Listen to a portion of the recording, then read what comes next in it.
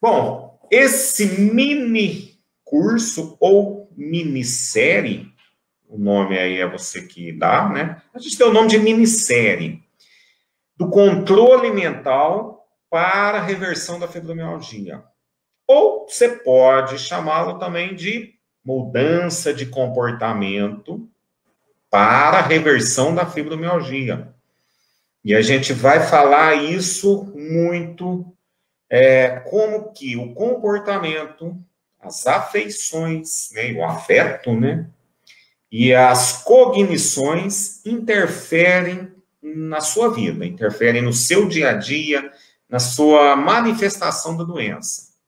Então, essa minissérie, ela começou lá atrás, a primeira aula a gente foi falando lá, para você se conhecer, né, fazer esse autoconhecimento, você fazer uma reflexão da sua vida, listar ali seus problemas, que por algum motivo ali está te afetando, isso desde a infância, na verdade, começa desde da fase que você nasceu. Se você mamou no peito, se você teve muito carinho na infância, se você for uma criança muito protegida, pouco protegida. Então, essa autoconhecimento, ele é fundamental para você entender um pouco de você e poder mudar isso aí, né? O grande segredo é isso aí. Então, na primeira aula a gente falou sobre isso, eu não vou chamar isso aqui de aula, nós vamos chamar isso aqui de bate-papo. No segundo bate-papo, nós falamos sobre essa mente dividida, como é que Freud viu isso lá atrás, que ele classificou como id, ego e superego, né? Ele deu o nome disso aí, nesses 3 núcleos cerebrais, e esses 3 núcleos controlando a mente. Mente, em grego, quer dizer psique. Por isso que o Freud é o pai da psiquiatria, né? O psique é a mente. O erro, entre aspas, quem sou eu para falar que o Freud errou? Não foi, né? Não me interprete mal. O erro dele, entre aspas, foi não ter agregado o núcleo do que a gente chama de ambiental, que um neurocientista, em 1970, ele classificou como cérebro reptiliano. Ele deu um nome numa área cerebral que ele viu que se comportava diferente dos outros núcleos, e esse cérebro reptiliano assim, apenas expressão, também ele não está errado no que ele quis dizer. Ele só errou falando, dando a entender que nós viéssemos filogeneticamente dos répteis. E não tem nada a ver, nós somos outra filogenética, nós somos mamíferos, vendo lá das baleias, lá para trás. Bom, mas enfim, quando esse neurocientista classificou esse cérebro reptiliano, ele viu que os fatores ambientais interferem em muito no comportamento do cérebro. Então, esse neurocientista, em 1970, dividiu o cérebro em 3 partes. Ele classificou como cérebro trino. Trino porque 3 partes, né? Então, o cérebro reptiliano, o sistema límbico.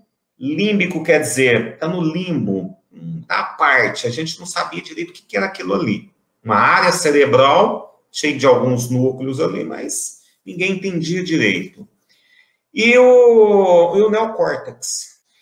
Bom, mas nós estamos falando na segunda aula que a gente foi falando isso. Eu estou apenas recapitulando, porque a importância de você entender isso aí e conseguir sintetizar tudo isso que nós vamos falar nessa série está relacionado com isso, com esse autoconhecimento, com os núcleos. E quando Freud já falou lá atrás que as nossas memórias ficavam guardadas no subconsciente por crescimento neuronal, ou seja, o neurônio não crescia em números, né? Número. Ele crescia entre eles. Então, esse neurônio se juntava a esse, se juntava de baixo, se juntava, ia formando uma rede. E essa rede neural, e o Freud foi muito feliz nisso, que foi provado depois por esse neurocientista aqui. Eu gosto muito dele, porque foi o cara que provou que o Freud tinha razão. Que o Freud foi tido como charlatão lá atrás, e esse neurocientista falou, não, o cara tá certo. Hoje a gente não consegue medir isso aí, né, essas quantidades de redes neurais, que no futuro nós vamos conseguir, mas é esse entendimento que vocês têm que ter, que as redes neurais são formadas por visualização pelos sentidos, na verdade. Então, eu tenho um fato, que eu tenho sentidos, seja visual, auditivo, gustativo, olfativo ou tato. E agregaram emoções, sejam boas ou ruins. E são repetidas. Repetidas vezes, eu lembrei daquele fato, eu agreguei emoção e eu criei redes neurais no meu cérebro. Numa área cerebral que se chama subconsciente, que nós, médicos, chamamos de memória de longo prazo. Então, você tem a memória de curto prazo e a memória de longo prazo. A memória de longo prazo são áreas cerebrais que crescem. Então, só voltando aqui um detalhe, não é todo o cérebro que cresce. Não são todos os neurônios que têm a capacidade de aumentar essas conexões. Não. São neurônios específicos para a memória, tanto de longo prazo, curto prazo, para as atividades repetitivas, junto com esses núcleos das emoções, que vão guardando isso no subconsciente. E a gente foi falando isso sobre essa parte do subconsciente, esses 95%, e aqui eu só cito o Buda, né, que é o Siddhartha Gautama lá, que ele usava muito isso aqui, ó, o elefantinho dele, né? Lembra? Na aula anterior eu falei desse elefantinho aqui, que é o subconsciente, que representa o homem querendo guiar um animal de 3 toneladas. Se esse animal desembesta por um lado, não tem homem nenhum que segura isso aqui. Então eu tenho que domar esse subconsciente. E é para isso que nós estamos aqui. Tanto vocês, quanto eu, tentando passar um pouco de conhecimento para que vocês criem redes neurais e aprendam aí ao longo do tempo para reverter redes neurais. Então, isso é fundamental. Então, essa minissérie é uma minissérie de mudança de comportamento ou de controle mental. O nome é você que dá. Não se atenha ao meu nome aqui. Mas isso que eu quero que vocês entendam. Vou deixar meu elefantinho de bundinha para trás aqui, que dá sorte, né? Isso aqui é o que a gente precisa, né? Na verdade. Bom, mas quando a gente fala desses núcleos, que o Freud aí esqueceu de agregar esse núcleo, não é que ele esqueceu, não era da época dele, não tinha como muito medir isso aí. E quando esse neurocientista falou, não, se tiver alguma coisa nesse núcleo, que nós, médicos, chamamos de SARA, Sistema Ativador Reticular Ascendente. Então, esse é o nome do cérebro reptiliano, ele chama SARA, Sistema Ativador Reticular Ascendente. E o Freud chamou de id, ego, superego. A medicina chama amígdala cerebral, locus cerúleus, o neocórtex. Eu dei o nome de pitbull, que é aquele cachorro bravo que protege a casa, é um núcleo protetivo. Tem o labrador, que é aquele cachorrinho brincalhão, que não faz mal para ninguém, está envolvido ali em só brincadeiras. Eu tenho o juiz, ou juízo crítico, que é o neocórtex, que é o nosso livre-arbítrio. Volta a falar o nome, você dá o que você quiser. Mas esse núcleo, você pode chamá-lo também de autocontrole. Esse núcleo do neocórtex é o autocontrole, que nós vamos falar hoje, certo? Desse autocontrole. E o núcleo desse cérebro reptiliano, esse SARA, que eu chamei de ambiental. Esse foi o nome que eu dei. Ambiental por quê? Porque são fatores ambientais. Desde o grau de exercício, banho de sol, alimentação, poluição, e por aí vai. Alimentação inflamatória, excesso de fitoquímicos, excesso de poluentes, e aí realmente a lista é bem grande mesmo. Mas o importante é que vocês entendam fazer essa síntese, por isso que quem não viu os vídeos anteriores, corre lá, dá uma olhadinha, começa a pôr a cabeça em ordem, porque é isso que nós vamos falar hoje. Então, nós vamos falar de 3 tópicos importantes. O primeiro é o anticonhecimento. É aquilo que você, estando me vendo, você acha que está aprendendo, e você, daqui um tempo, você vai falar que eu falei, eu vou negar, porque você deturpa. A culpa não é sua. É natural de vocês e é natural da fibromialgia. Porque vocês têm uma carência de serotonina, não conseguem julgar isso para o subconsciente, e a serotonina que faz ligação. Nós temos mais de 64 hormônios cerebrais. Mas para a memória, nós temos 3 fundamentais: acetilcolina, noradrenalina e serotonina. E a serotonina está comprometida em vocês. Então, você não liga memória recente com memória profunda. Por isso, você começa a esquecer as coisas. Onde que deixou a chave de casa, se saiu, se trancou a porta, se tem que ir em algum lugar, vai no mercado, traz uma coisa, esquece outra. E isso é puro efeito hormonal, a princípio. Então, eu falo a princípio porque a médio e longo prazo você já pode desenvolver o fibrofog. Fibrofog é o nevoeiro da fibromialgia. E aí sim, você tem uma degeneração do órgão cerebral, lá, que é uma área cerebral responsável pela memória rápida. E aí fica aquela cabeça meio nebulosa, a pessoa fala com você, você não entende as coisas. Isso faz parte do fibrofog. Bom, mas a ideia nossa hoje é falar desse anticonhecimento. O anticonhecimento, ele vem de você pegar fragmentos de pessoas falando de fibromialgia e aquilo fica bagunçado na sua cabeça. Você fala, um fulano falou que é isso, o outro fulano falou que é isso, nossa, mas será que é isso? Não, vou fazer...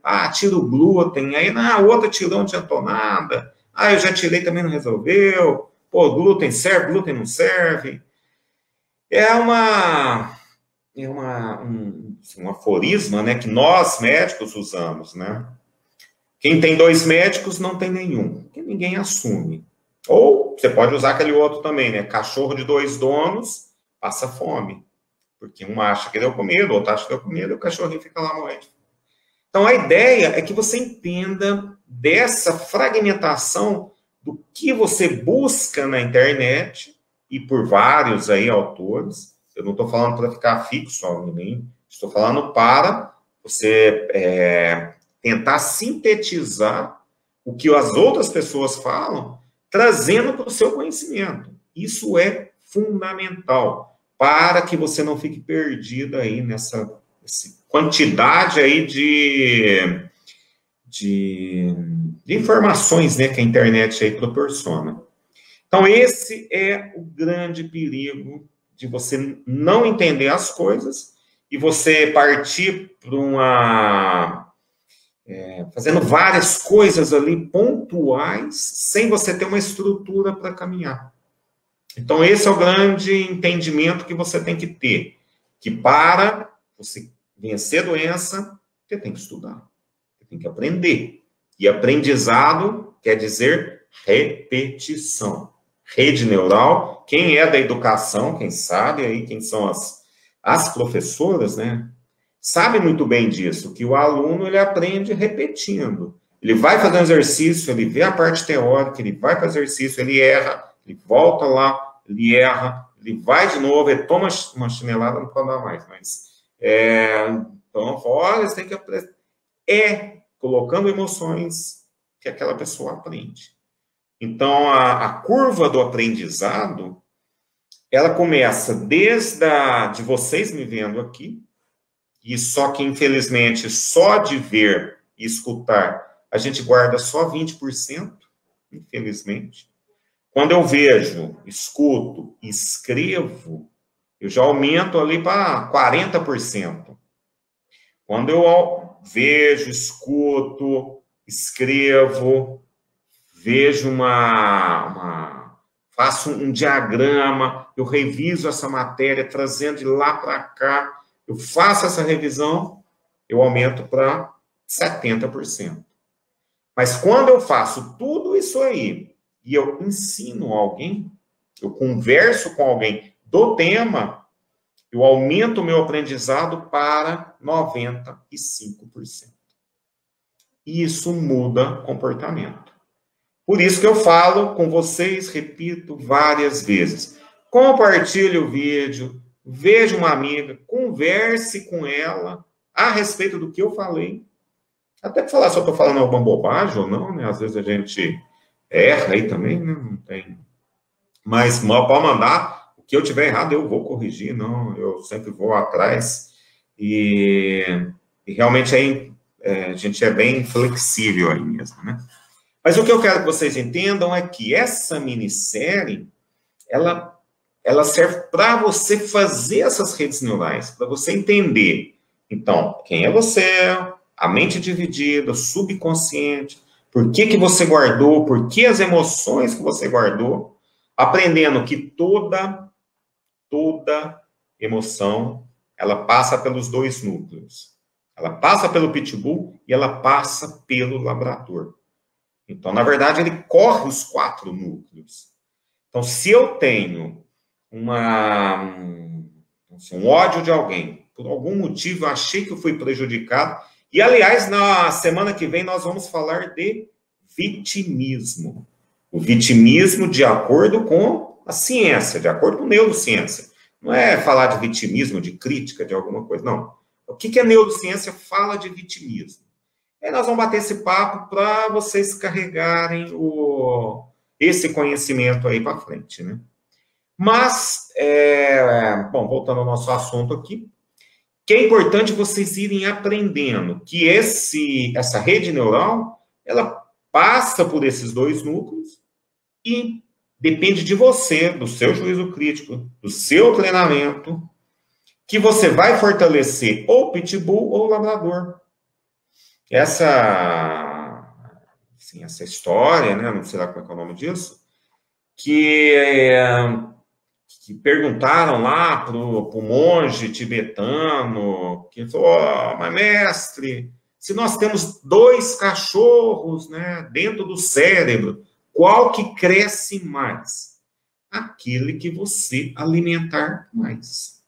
Então, isso é treinamento.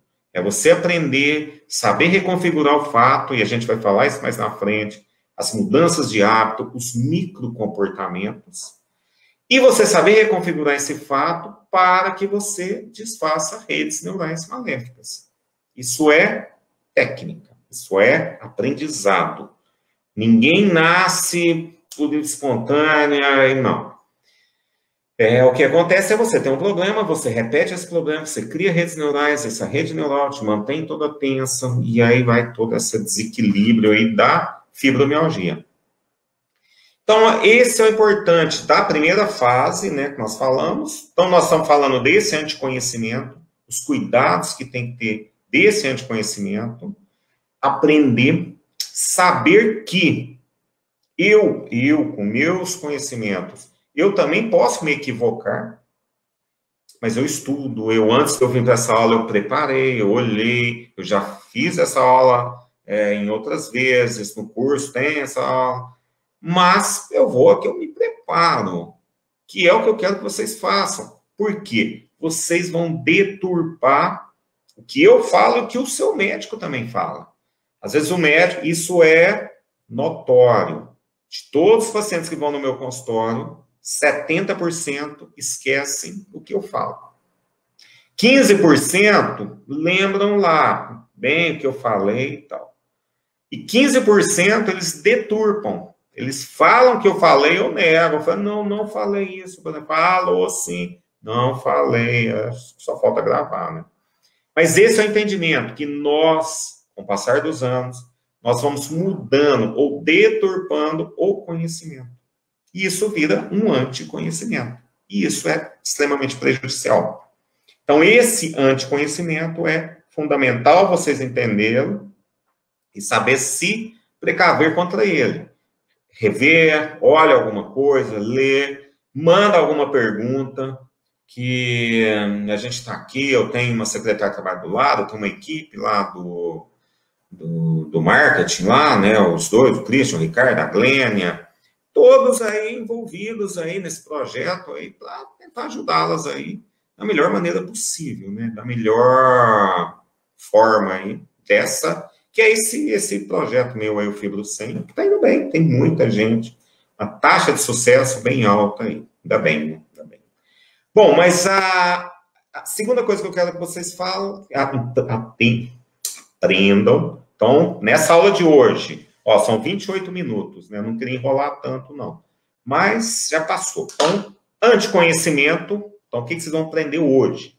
O anticonhecimento, que eu já falei agora, né? Essa deturpação do que eu falo, do que outras pessoas falam, e essa ideia fragmentada que vocês pegam aqui, pegam ali, tal, pá, e tenta juntar, tipo uma coxa de retalhos, e acaba não virando para lugar nenhum, entendeu? É aquela história, todo mundo sabe como é que emagrece, mas poucos conseguem. Por quê? Porque falta um método para chegar lá. Só conhecimento não muda comportamento. Eu preciso agregar conhecimento com emoções, né? Saber o meu futuro, bloquear o passado, fazer um planejamento, fazer ação e medir as métricas, né? No meu projeto lá, eu uso uma palavrinha mnemônica que chama FAPAM. F, né, de foco. Então, eu tenho que ter meu foco, o que eu quero para a minha vida. Eu tenho que ter o autoconhecimento, para baixar meu nível de cortisol, fazer baixar meu estresse. Eu tenho que planejar e eu tenho que agir. Eu tenho que saber, eu faço antes.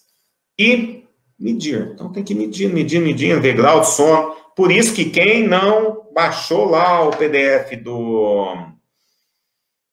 da gravidade, dos sintomas neurológicos da fibromialgia, que refletem os hormônios cerebrais, baixa o PDF, entra lá, tem um lugar na página aí, aqui, ó, a minha assistência técnica já colocou aqui, ó, é nesse, sei lá como é que é, esse é um site aqui, não é um e-book aqui que você baixa, e você vai ver os sintomas, né? Sintomas é o que você me fala, sinais é o que eu vejo. Quando o médico vê um sinal de uma doença, ele está vendo. Quando os sintomas é o paciente que me fala. Como eu não tenho como eu olhar dentro do seu cérebro, medir lá, são os seus sintomas que vão falar a gravidade, que serve de métricas ou de parâmetros para você saber se você está indo no caminho bem ou não. Tá?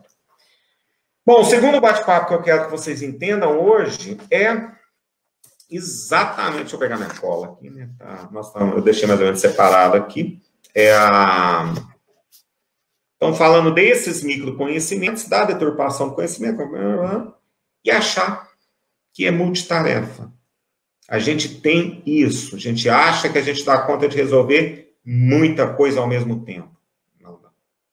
Não dá.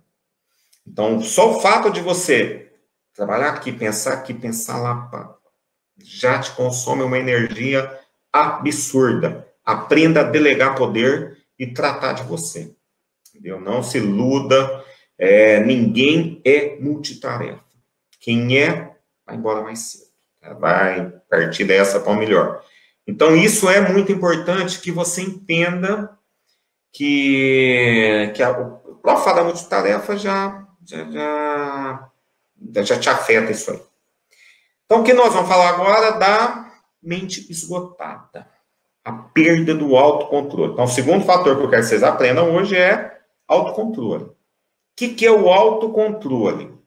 É a capacidade, então, isso por definição, de você abrir mão de uma recompensa na hora e postergar essa recompensa. Isso aí, esse autocontrole, na verdade, é a capacidade do neocórtex, que é o juízo crítico, de bloquear o pitbull. Nada mais isso. E o Freud chamava isso, né, esse pitbull de ego, e a psiquiatria e a psicologia chama isso, essa perda do autocontrole, de esgotamento do ego. Ou seja, quando você perde o autocontrole, você esgotou ali a sua capacidade de autocontrole e você vai fazer coisas lá. Então, só mais ou menos a gente entender. O id, então, id, ego, superego. O id, para nós, é o pitbull. O ego é o neocórtex. E o superego é o labrador. Então, id, ego, superego. Então, esses 3 núcleos aí para vocês entenderem. Então, essa perda do autocontrole, ela, só fazendo um parênteses, na verdade, ela reflete uma alteração bioquímica na gente, e eu sempre trago para a bioquímica, porque realmente a bioquímica, ela explica a vida, a bioquímica, ela consegue te mostrar lá dentro da célula o que está ocorrendo, que você tem uma alteração hormonal.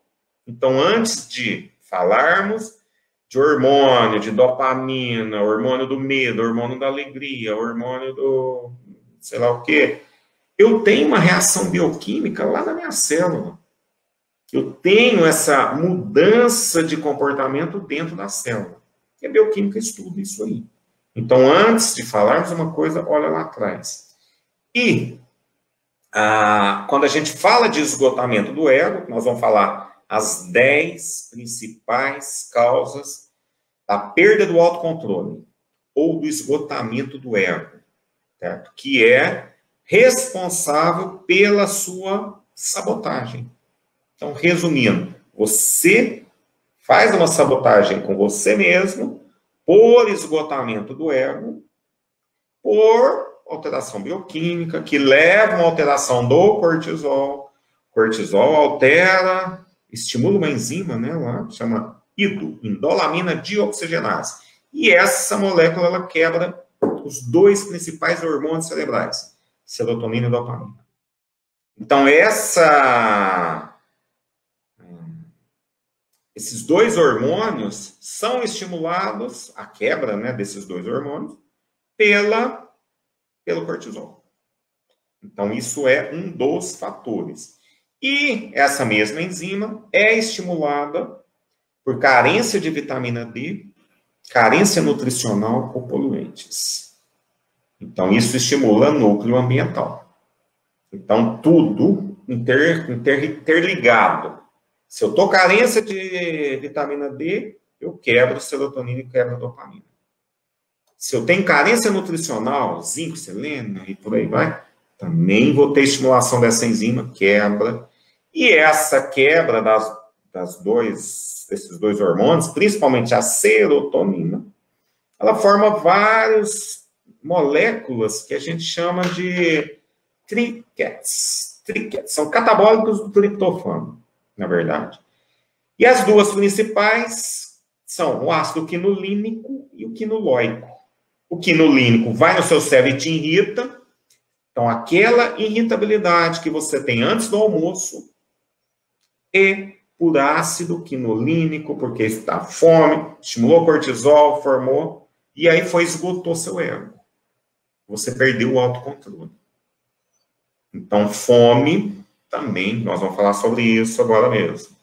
Então, essas alterações de comportamento, elas estão intrincadas, tanto por fatores hormonais, quanto por fatores de carência nutricional e vários fatores que a gente vai comentar agora. Então, agora nós vamos falar sobre as causas de perda de autocontrole. Primeira causa de perda de autocontrole é cansaço. Se eu estiver cansado, então, vou só dar um exemplo. Eu começo um regime de manhã, beleza? Faço um café da manhã, eu faço um jejum intermitente. Na hora do almoço, só saladinha, tudo ali bonitinho, beleza. Chegou 5 horas da tarde, eu tô cansado. Não me vem com... Eu quero carboidrato. Porque o cérebro trabalha com carboidrato. O cérebro ele é ávido por carboidrato. O metabolismo da célula do cérebro, ele tem uma capacidade muito grande de comer glicose. Comer não, de metabolizar glicose. Por isso que a gente fica 4 minutos sem oxigênio, mas não fica 10 segundos com uma glicose abaixo de 40. A glicose baixou, pimba, coma. A pessoa entra em coma. Não tem meio tempo. Proteção. O cérebro fala baixo metabolismo tal para tentar sobreviver. Então, a gente não aguenta 10 segundos, 3 segundos, sem açúcar no sangue. É o primeiro mecanismo regulatório da glicemia.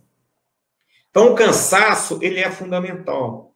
Então, eu tenho que saber o nível de desgaste do meu corpo, meu nível que eu dormi à noite. Se eu não durmo à noite, eu já acordo cansado, porque a melatonina estimula a formação do hormônio do crescimento. Então, GH e melatonina estão ali, que nem beicinho de purga, né? Igual, como a gente fala aqui, cano de garrucha, né? Juntinho ali.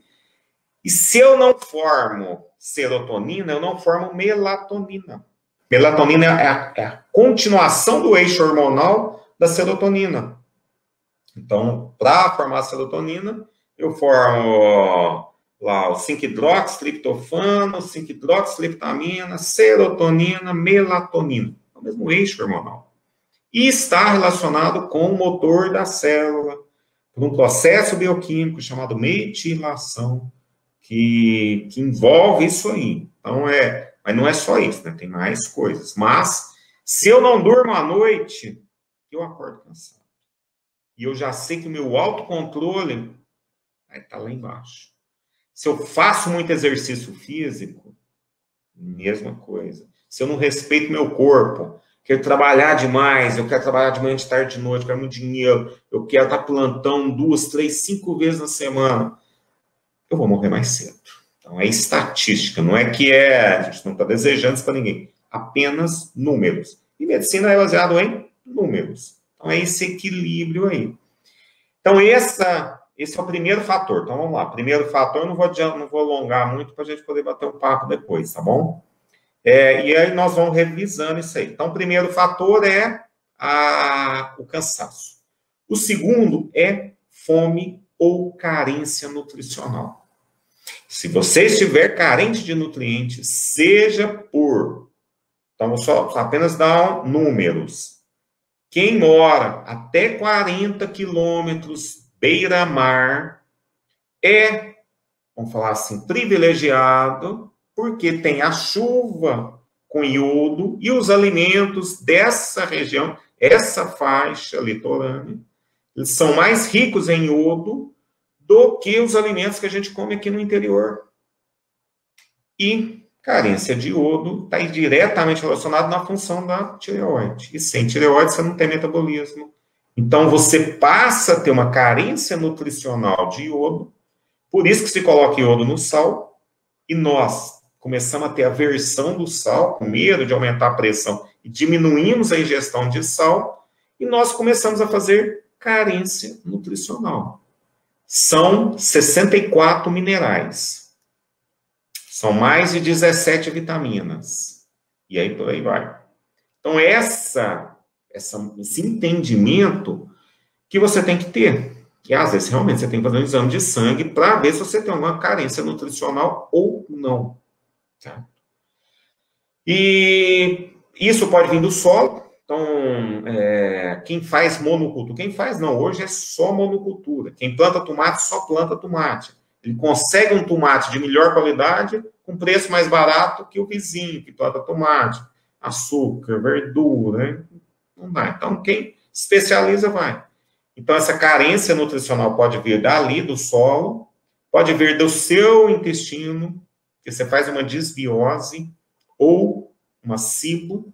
SIBO quer dizer um excesso de crescimento do intestino delgado, né? Essa é small intestinal crescimento lá. Então, esse SIBO, ele atrapalha a absorção de nutrientes. E você pode ter carência nutricional por excesso de consumo. Excesso de consumo. Perda de cabelo, excesso de consumo, hiperatividade do organismo cerebral e os nutrientes não conseguem acompanhar a queda, o crescimento do cabelo, ele cai. Então, tanto é que como é que trata queda de cabelo? Você dá um polivitamínico e dá um diazepam ou uma amitriptilina para diminuir a atividade cerebral, para ver se aquela pessoa passa a ficar mais zen, mais diminuído, e não tem um excesso de consumo. Né? Então, essas três causas aí, isso aí interfere no seu autocontrole. Não adianta, perda, qualquer um desses aí, você vai ter essa alteração aí. Terceira causa, aflições emocionais. Se você está inseguro, se você tem medo, se você tem uma briga familiar, se você tem algum perrengue com alguém e aquilo está te consumindo ali, isso afeta seu autocontrole. Isso aí não deixa o juízo crítico trabalhar. E nós vamos falar no final uma técnica mental. Então, é o primeiro exercício mental que eu vou passar para vocês no final para treinar o juízo crítico, tá bom? Então, terceira aflição aflição emocional. Então, se você tem alguma coisa que está te alterando aquilo ali, ou, primeira coisa, vá para a natureza. Tira o sapato, vai andar descalço na grama, converse com as plantas, cheira.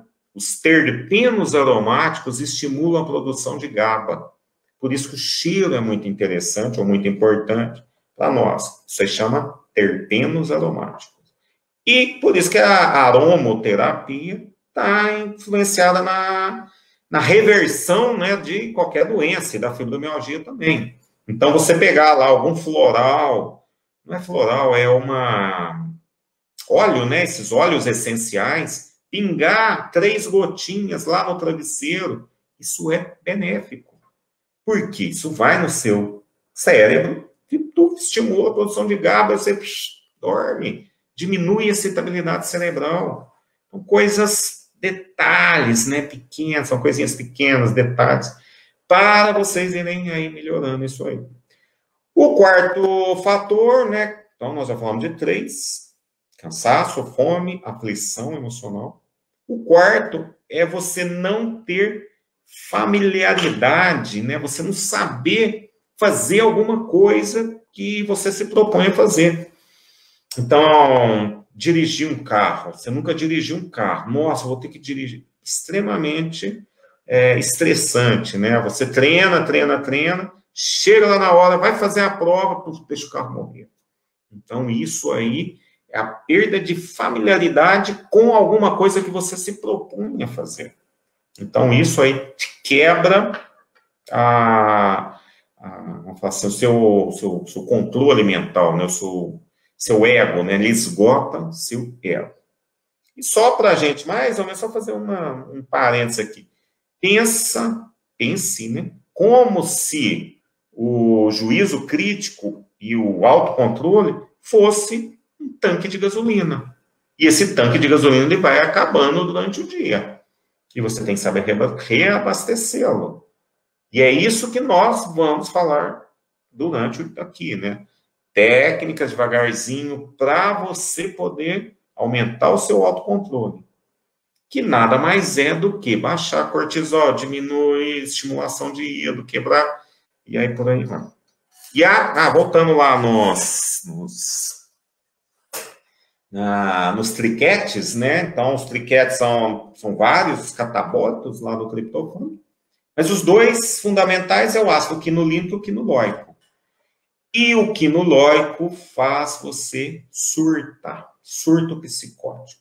Você pula da ponte, você sai pelada na rua, você levanta um carro, você faz coisas até então inimagináveis, por estímulo de ácido, dessa conversão aí do triptofano.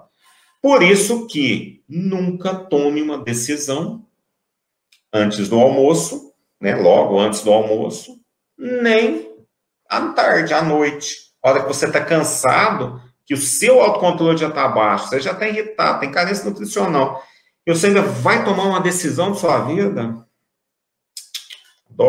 durma, né? Dorme bem, tenta relaxar. No outro dia de manhã, escreva o que você quer, puxa, faz ali, abre a cabeça. Porque são decisões, às vezes, impensadas, que comprometem aí sua vida por um bom tempo. Bom? Mas, voltando lá, essa dificuldade de fazer alguma coisa também é o quarto fator aí. O quinto, que está relacionado com o quarto, é quando eles te obrigam a fazer alguma coisa. Né? E aí é uma coisa, o quarto é você quer ir lá fazer e não sabe. O quinto não, é o seu chefe que falou, ó, faz isso, reunião amanhã, você vai apresentar um trabalho. Você fala, meu Deus, como é que eu vou fazer isso? Eu sou obrigado, senão eu vou perder o emprego, e patati patatá. E aí vai tudo.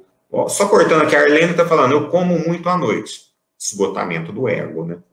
Esse esgotamento do ego, ele é impressionante, né? Ele vai, você come até o imã da geladeira. Você chega em casa, você come o que você não precisa, você precisa o que você não precisa, e vai comendo ali o que está precisando. Bom, essa dificuldade para realizar alguma coisa. Então, quando você é obrigado a fazer... Bom, então nós já falamos 5. Então, vamos só rever. Tá, só a Simone está falando ali que perdeu o olfato, mas a gente vai comentar depois. Então, cansaço, fome, né, a carência nutricional, as aflições emocionais, você fazer alguma coisa que você não está habilitado ali, isso realmente é estressante, ou te obrigarem a fazer, também é altamente estressante, certo? O sexto problema, a sexta causa de esgotamento do ego é você focar no problema, ou na dificuldade, e não na solução. Isso é a grande dificuldade que eu falo, que eu venho trabalhando isso. Você tem que escrever, põe no papel, tenta tirar da cabeça, e você fala, caramba, eu quero fazer isso. E não pensar no problema. Se eu estou, isso aí assim, isso é uma piadinha, né, de bem inocente, né, de turco, né, o turco tá andando para lá e para cá à noite, 2 horas da manhã, preocupado, e aí a esposa fala, Salim, por que você não dorme? Aí ele fala, eu tô devendo lá pro, sei lá, um outro turco aí, e eu não tenho dinheiro para pagar, e, nossa, como é que eu vou pagar isso amanhã? Ele falou, peraí que eu vou resolver. Ela pega o telefone, liga lá e fala, Rousseff, Salim não tem dinheiro para te pagar, tá bom? Não vai te pagar amanhã. Então, ela bate o telefone, e aí o Salim perguntou, olha, mas você não resolveu o problema? Ele falou, não, agora o problema é do outro, ele fica sem dormir. Você já falou que não vai pagar mesmo. Ou seja, você ficar focado no problema, e não na solução. Isso é extremamente de esgotar o ego, né? Então, nós estamos falando já na sexta. E a sétima é para doer o coração. A sétima chama dissonância cognitiva. Esse é o nome psiquiatria. Dissonância cognitiva. Se você acredita que a fibromialgia é reversível, e você baixa a cabeça e fala, vou reverter essa doença, você consegue vencê-la. Se você acha que não é reversível, você não consegue vencê-la. Ou seja, o seu cérebro, ele tem que estar focado em resolver aquele problema. Se você não fizer isso, ou seja, você quer uma coisa, mas alguma coisa você fala, não vou conseguir não, eu acho que isso não é para mim, eu acho que vai surgir um remédio para tratar a fibromialgia. Você não vai. Essa dissonância cognitiva, ou seja, o seu cérebro quer uma coisa e você não acredita naquilo. E nós somos muito influenciados, né? Porque os outros falam para nós. Então, vou só dar 2 exemplos. Um chama placebo, Isso é muito comum, quem é professor aí sabe disso, né? Hoje eu não sei se ainda faz isso, mas aquela criança com dor de cabeça na escola e querendo ir embora, né? O safadinho queria vazar da escola. E a professora pegava um comprimidinho de açúcar e dava para ele pôr na boca e tomava um copo d'água. Eu falava, ó, vai passar sua dor de cabeça. Passava mesmo. A criança acreditava que tomou um remédio, chamou atenção ali, teve o carinho e tal, e ela melhorou. Já ao contrário, se eu te der um remédio e eu falar assim, olha, essa duloxetina, ela dá uma dor de cabeça, ela vai melhorar suas dores, mas vai te dar uma dor de cabeça, mas vai passar com 30 dias. Você fica 30 dias com dor de cabeça. Por pura efeito de estimulação, né? Isso aí é um nome, acho que é nocebo. Você tem um placebo e o nocebo. Acho que é nocebo mesmo. É o efeito de induzi-la a ter o efeito colateral, e você nunca viu isso. Nossa, a duloxetina vai dar dor de cabeça? Ah, não, se eu tomar, vou tomar. E começa com dor de cabeça. Ele fala, não, ele falou mesmo. E é por estimulação mesmo, certo? Então, essa é a dissonância cognitiva. O oitavo caso, nós já falamos 7, então o oitavo agora é um problema físico, que é chamada variabilidade cardíaca. Tem pacientes que realmente têm, seja um prolapso de válvula, seja alguns desequilíbrios ali da pulsação cardíaca, e isso altera muito. Então, já quando a gente está ansioso, o coraçãozinho está... E aí você vai no médico, ele olha lá e fala, não tem nada, você tá bem, não, mas eu tô sentindo que eu tô batendo muito forte e tal. Você fala, por ansiedade, né? E realmente é mesmo, faz essa variabilidade. Então, nós falamos 8, vamos revisar. Cansaço, fome, aflição, querer fazer uma coisa que você não está habilitado, você não consegue fazer, te obrigarem a fazer isso, certo? Você focar no problema, não focar na solução, você foca no problema. A dissonância cognitiva, esse é nome é complicado, né? Dissonância cognitiva. Aí é o nome, né? Que é da psiquiatria aí, da psicologia. Quer dizer, você não acredita, você quer acreditar, mas você não acredita. Então, a fibromialgia é reversível.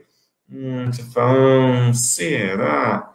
A hora que você faz o será, porque você ainda está com dissonância cognitiva. Não venha fazer o programa que não vai ter sucesso. Se você falar assim, eu quero parar de tomar remédio, eu quero mudar a minha vida, eu estou disposta a buscar uma solução. Você fala, opa, então eu vou mudar. Certo? Ou aprender, né? Não digo nem fazer o programa, nem aprender mesmo. E você revisar o primeiro vídeo, ver o segundo, ver esse terceiro, anota. Tenta fazer essa síntese aí no seu cérebro, né, para conseguir isso. 9, esse é de vocês. Flutuação hormonal. Estrógeno, progesterona. O estrógeno modula temperatura cerebral. Na verdade, a gente não sabe quem que veio primeiro, né? Se o ovo ou a galinha. Será que é o estrógeno que vai lá no cérebro e regula a temperatura? Ou se é a temperatura que aumenta e aumenta a produção dos estrógenos, certo? Então, a mulher, quando vai ovular, ela aumenta a temperatura entre 1,5 grau, entre 1 e 1,5 grau. Tanto é que é usado para concepção, né? Ou para quando você vai retirar o óvulo da mulher para fazer inseminação artificial, você controla ali a temperatura. A temperatura, opa, está subindo ali, você já anota, porque já está na época da ovulação. Então, isso aqui só para vocês entenderem como é que a gente faz um controle, como é que chama esse controle? Natalino, né? Se você quer homem, você procura ter relação depois que você ovulou. Depois da ovulação. Então, você, estou medindo aqui e, vou ovular nesse dia. Então, você tem relação depois da ovulação. Porque o espermatozoide masculino, ele é rápido. Então, se ele chegar lá onde está o óvulo, ele fecunda e vai nascer menino. Se você quer mulher, você procura ter relação 1 a 2 dias antes da ovulação. Porque o espermatozoide masculino, ele é rápido, mas ele morre rápido. E vem o feminino, o espermatozoide feminino, que é lá que vem com XX, e vem comendo, né? Na verdade, ele vai se alimentando, que é resta do espermatozoide que foi morrendo ali. E ele chega no óvulo depois. Então, essa é a mais ou menos aí, certo? Mas, não dá muito certo, não. Eu fiz aqui em casa, não deu certo, não, mas tudo bem. Eu tenho 2 meninas, 2 amores, são apaixonantes. Mas essa flutuação hormonal é característica de vocês, característica das mulheres, que é uma das principais causas da fibromialgia. Essa flutuação de temperatura. É essa flutuação que interfere na expressão do gene, né? Por isso que eu falo, é genético, o gene forma uma enzima, essa enzima, o funcionamento dela é denominado cinética enzimática, né? Cinética é o funcionamento, a velocidade que ela trabalha está relacionada com calor. Como vocês fazem flutuação de calor, vocês têm vou falar assim, esse incômodo aí de ter essa alteração da fibromialgia. Bom, só cortando. Aí uma está perguntando, doutor, meu filho de 24 anos foi diagnosticado com fibromialgia. Em homens é mais raro? 1 para 9. 1 homem e 9 mulheres. Depressão é 1 para 20. Fibro, 1 para 9. Então, não é tão raro assim, né? Eu tenho já vários pacientes aí que realmente têm a fibromialgia aí. E o último é a idade. Quanto mais novo, mais impetuoso, mais ele não tem juízo crítico. O jovem, quanto mais novo, mais ele não escuta a gente, né? E faz parte da juventude. A gente até brinca, né? Que a criança, ou o adolescente, ela não cria juízo porque ela não sabe o que esse bicho come, né? Porque eles têm essa perda desse autocontrole aí muito mais fácil do que nós, aí já estamos na meia-idade, aí meio-dia para tarde, né? Então, bom, resumindo, 10 motivos de perda de autocontrole. Alguns a gente controla, outros não. Então, você tem que saber disso aí, anotá-los, depois revisa o vídeo, compartilhe. Se você gostou, dá um like. Se você não gostou, dá um dislike. E compartilhe, converse, tente ensinar alguém, porque você começa a fazer a síntese do que está no seu cérebro.